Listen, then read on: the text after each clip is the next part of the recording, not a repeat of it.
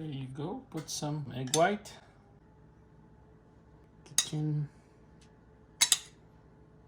Before that, we put some olive oil. Minced garlic. Minced garlic. Cheese. Cheese on it. There's cheddar and mozzarella. Cheese.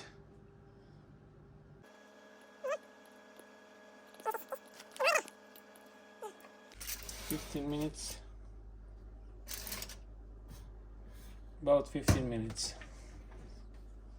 So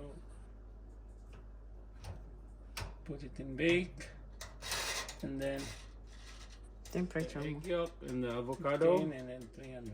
And we put it back again for about 10 minutes or so. Bake. Bake it. What's the temperature? The same, we put it in 300 Fahrenheit.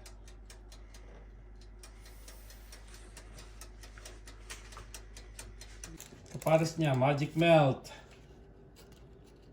na galing sa Filipino store.